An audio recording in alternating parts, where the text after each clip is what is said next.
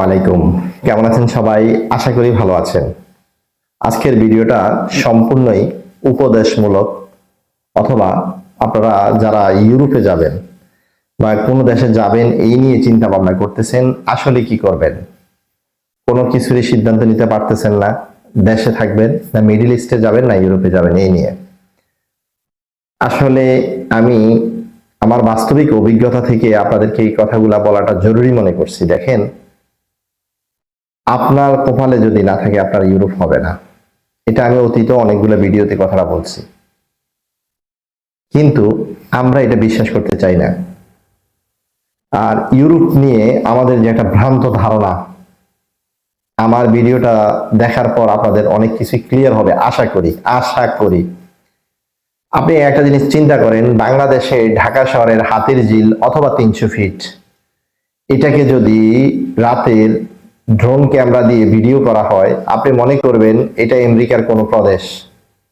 এটা হচ্ছে বাস্তবতা। ইউরোপে কি নোংরা জায়গা নেই?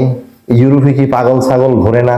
ইউরোপের রাস্তায় কি ময়লা আবর্জনা থাকে না? সেটা আপনি বলবেন বাংলাদেশ এটা এক্সেপশনাল, এটা আলাদা বিষয়, কারণ বাংলাদেশের চেয়ে অনেক সুন্দর পরিপাটি হচ্ছে থাইল্যান্ড। কিন্তু আমি যেটা বুঝাচ্ছি, আমাদের অনেকের মনে যে দাগ কাটে সেটা হচ্ছে, ওহ কি সুন্দর দেশ, কি যে মানবতা, ওরা যে কত আন্তরিক, ওরা অনেক বেশি টাকা আমাদেরকে দেয়। আসলে কি তাই? আসলে তাই না। আমি একবার এক ভদ্রলোকের ভিডিও দেখেছি, ইউরোপ নয় যেন এক টুকরো জাহান্নাম। দ্যাট মিনস এটা সে বুঝাইছে, যেখানে যেই দেশে চাইলেই আপনি সময় মতো জামাতে নামাজ পড়তে পারবেন না, যে দেশে চাইলেই আপনি মসজিদ খুঁজে পাবেন না, যে দেশে চাইলে আপনি জুমা পড়তে পারবেন না, অ্যাজ এ মুসলিম হিসাবে আমি কথাটা বলছি, ওই দেশে গিয়ে কোটি কোটি টাকা কামাই আপনি কি করবেন আমাকে সেটা বলেন। হ্যাঁ, ব্যক্তি চাইলে নামাজ, কারণ আমাদের মুসলমান ধর্মে যে কোনো জায়গায় নামাজ বিছিয়ে নামাজ পড়া যাবে, সেটা ঠিক আছে। কিন্তু আমি বুঝাইছি, দেখেন বাংলাদেশে যে পরিশ্রমটা আমরা করতে চাই, করি না, এটা আমরা বিদেশে করতে প্রস্তুত। কিছুদিন আগে আমার এক বড় ভাই বলেন, বন্ধু বলেন, যাই বলেন, উনি পর্তুগাল গেছে। উনি বলতেছে, ভাই আসছি আলহামদুলিল্লাহ ভালোই, কিন্তু আমাকে যেভাবে বর্তমানে শহর থেকে দূরে এনে আমাদেরকে কাজের জন্য রাখা হয়েছে, ওই কাজের ঘরের পিছনে দৈনন্দিন মজুরিরা, মানে যারা দিন মজুর বাংলাদেশে, যাদেরকে আমাদের এক শ্রেণী মনে করি, এরা নিম্নবিত্ত, আমরা মধ্যবিত্ত, এরপরে উচ্চবিত্ত।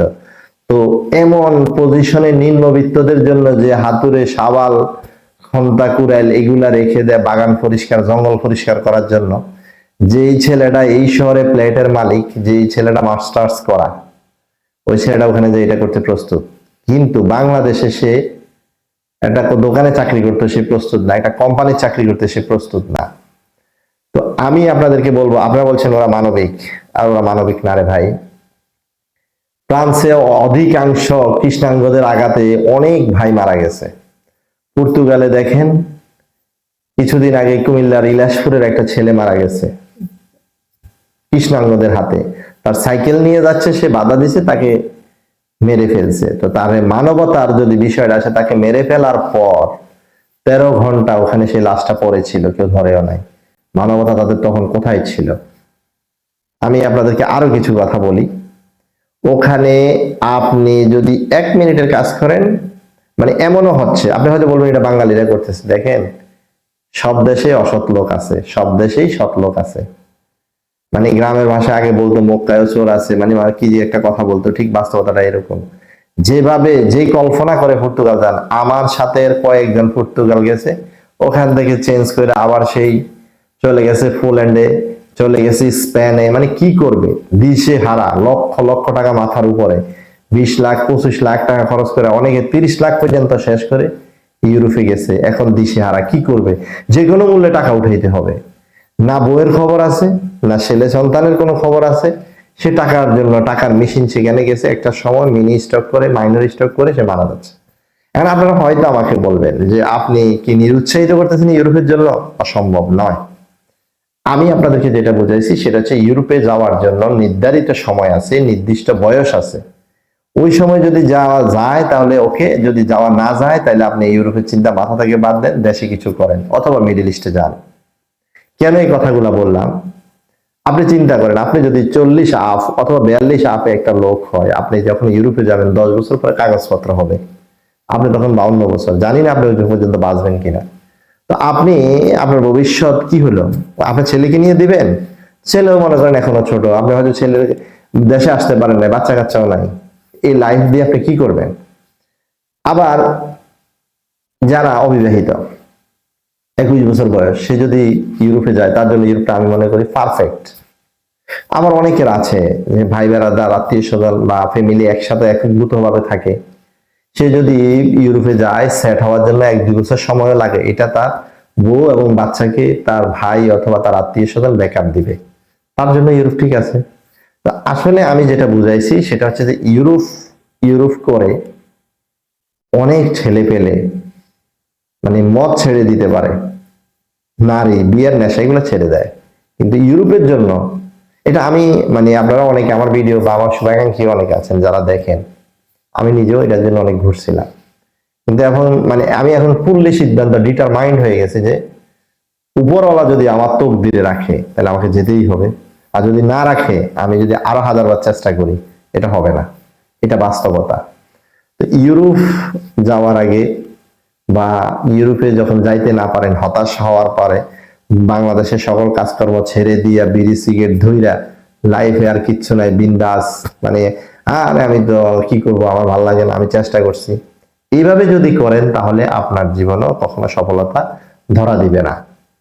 আমি এরকম অনেক লোককে দেখি যারা সৌদিতে আছে কিন্তু ইউরোপের লোককে 3 বার কেনার ক্যাপাসিটি রাখে।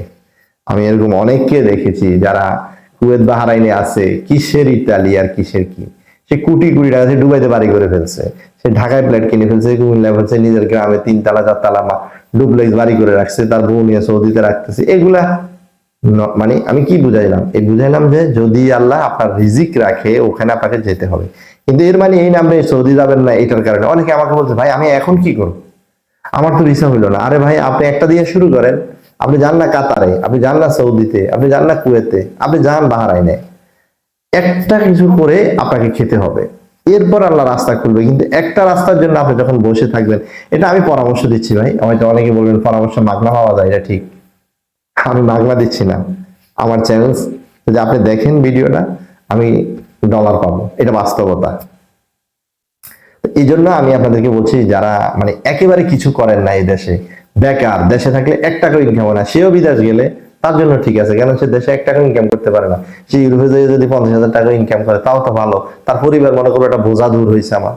তো এই জন্য আমি শুধু এটাই বলছি যে অনেক মানুষ আছে যারা 50 বছরও ইউরোপের জন্য যাওয়ার জন্য লাফাচ্ছেন। এবারে আমাদের এখান থেকে একটা লোক গেছে, ওনার বয়স প্রায় সর্বনিম্ন 57 বছর বয়সে সে ইউরোপে গেছে, পর্তুগালে। 10 বছর পরে কাট হইব, বিয়েও শাদী করে নাই সে, তো তার লাইফ এক ধরনের এক হিসাব। আবার আমার এক ছোট ভাই 19 বছর বয়সের, সেটাও ঠিক আছে। তো এই জন্য আমি আপনাদেরকে শুধু আমার ভিডিওর যে থাম্বনেলটা ছিল সেটা হচ্ছে যে ইউরোপ নিয়ে যারা খুব বেশি চিন্তিত, তারা মাইন্ড ফ্রেশ করার জন্য এই ভিডিওটা আমি আপনাদেরকে করলাম, যে আসলে বাস্তবতাগুলো এরকমই হচ্ছে। আমরা হয়তো আপনাদেরকে বলতে পারবো, কিন্তু মানা এবং না মানা সম্পূর্ণ আপনার উপর ইচ্ছা, আপনার ইচ্ছা। আশা করি বুঝতে পারছেন। ভালো থাকবেন। আল্লাহ হাফেজ।